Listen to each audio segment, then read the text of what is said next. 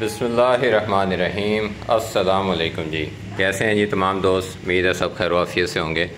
मैं हूं नजीबुल हसन सादिकाबाद से। अच्छा जी, ये बहुत से साथियों के लिए सरप्राइज़ होगा। पहले सिर्फ हम अपना काम कर रहे थे ब्रीडिंग सेंटर वाला, कि जो रहीम यार खां बीतल नस्ल है, सिर्फ उसी पे ब्रीडिंग करवा रहे थे। लेकिन इस जब से फार्मिंग में एंटर हुए हैं, बहुत कुछ साथ साथ सीखा जा रहा है। उसमें ये भी है कि आपको मुख्तलिफ़ मॉडल्स पे काम करना पड़ता है, क्योंकि काफ़ी लंबा प्रोसेस है जो आपका ब्रीडिंग सेंटर वाला है ना।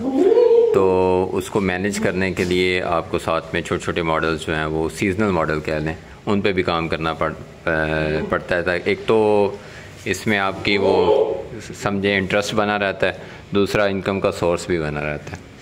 तो इस बार बिस्मिल्लाह किया जी, ये पहली परचेजिंग है।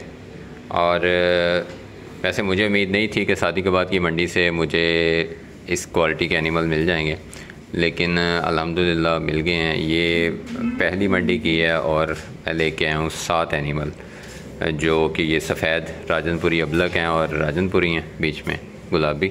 और इसके अलावा एक जो है वो हमने जो टैडा बर्बरी होता है वो भी लिया है। वो बड़ा खूबसूरत लग रहा था तो वो भी मैंने ले लिया। वो आपको दिखा दूँगा किसी वीडियो में। अभी वो नीचे है, वो पहले ही खसी था, तो उसको हमने एक प्रोटोकॉल दे के तो जानवरों के साथ छोड़ दिया है। ये अब तीसरा चौथा दिन है जानवरों का हमारे पास। आपने देख रहे होंगे कि जानवर बांधे हुए हैं। इसकी सबसे बड़ी वजह भी आपको वो सुनाई दे रही होगी।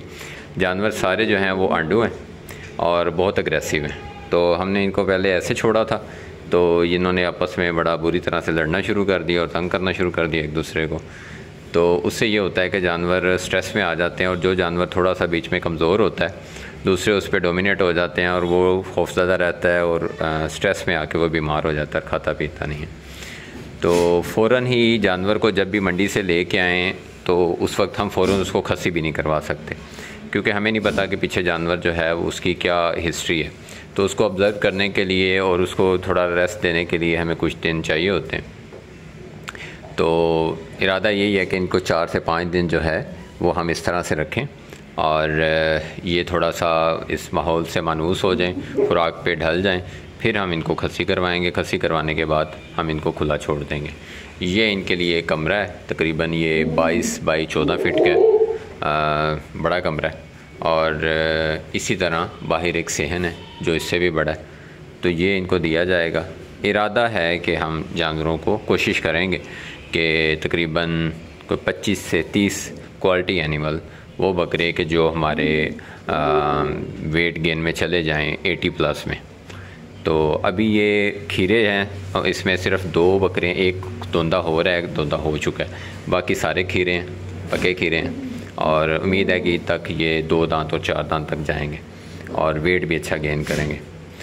तो परचेजिंग जी हमारी, मेरा पहला एक्सपीरियंस था, बहुत ज़्यादा मैं एक्सपर्ट तो नहीं हूँ इस चीज़ में, लेकिन जो भाई हजरात ये काम करते हैं, अक्सर साथी हैं, उनसे मशवरा किया, उनको दिखाए। जिसमें एहसान भाई हैं शेर मोहम्मद गोड फार्म वाले, जिसमें हमज़ा भाई हैं बिन शफीक फार्म वाले, इसी तरह सरफराज भाई हैं मुन्ना पेंडू जो हैं। तो सबको जब मैंने जानवर दिखाए तो वो बड़े खुश हुए हैं कि आपकी परचेजिंग जो है वो बहुत अच्छी है, आपने अच्छे जानवर सेलेक्ट किए हैं जो बनने वाले जानवर। तो बाकी जी अब ये तो चलेंगे, कोशिश करेंगे, देखेंगे कि आगे क्या होता है। अपनी हम हर मुमकिन कोशिश करेंगे। देखें वो बंधे हुए हैं और इसके बावजूद ये इतने अग्रेसिव हैं। ये देख रहे हैं, अभी ये सबसे छोटा है, हरकतें चेक करें इसकी। ओए, तो ये बड़ा ख्याल करना पड़ता है जब हम बाहर से जानवर लेके आते हैं और अपने फार्म में सेट करना होता है हमने। तो जानवरों की मुख्तलिफ़ मजाज होते हैं, मुख्तलिफ़ माहौल से वो आए होते हैं, तो उनको एक जगह पे इकट्ठा करने के लिए हमें थोड़ा सा यूँ कह लें वक्त भी ज़्यादा देना पड़ता है, एहतियाती तदाबीर भी अपनानी पड़ती हैं। जिसमें या तो ये होता है कि आपके पास बहुत ज़्यादा पार्टीशंस हों तो आप उनको सेपरेट करते जाएं, लेकिन इतनी आप 7 बकरे हैं तो 7 के साथ तो सेपरेट नहीं कर सकते ना। तो इसका फिर वक्ती तौर पे हाल यही है। हाँ बेटा, पाँव नहीं मारी।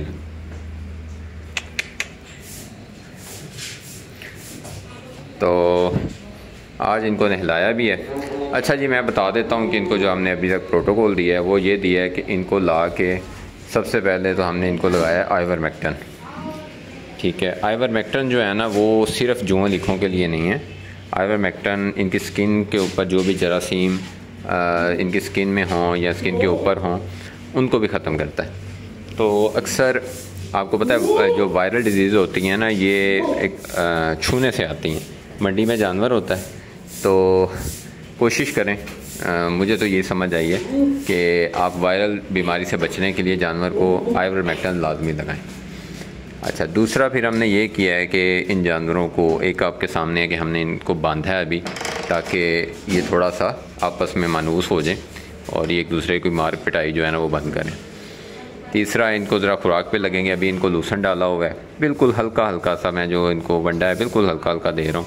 यूँ कह लें कि जैसे आप सिर्फ दिखा रहे हैं अभी ना, तो उससे ये हो रहा है कि ये बिल्कुल आहिस्ता आहिस्ता से उस खुराक में लगेंगे। अगर हम एकदम से कहें कि आते ही हम इनको रजाने लग जाएं और एक दिनों में हम इनको पाल लें तो वो पालते पालते वो कहते हैं ना, कभी हम भूखे मार देते हैं और कभी हम रजा के मार देते हैं। तो हमने दोनों काम नहीं करने, हमने बड़ा मुनासिब तरीके से चलना है। तो ये जी कोशिश होगी। बाकी जिस तरह परचेजिंग होती रहेगी साथियों के साथ शेयर करते रहेंगे, दुआएं लेते रहेंगे और उसमें जो भी फर्दर हमारा अभी इनको हमने खसी करवाना है वो भी, उसके बाद भी अगर कोई हमें मसाइल आएंगे या जो भी जिस तजर्बे से भी गुजरेंगे तो कोशिश करेंगे कि आपके साथ वो सारा शेयर किया जाए।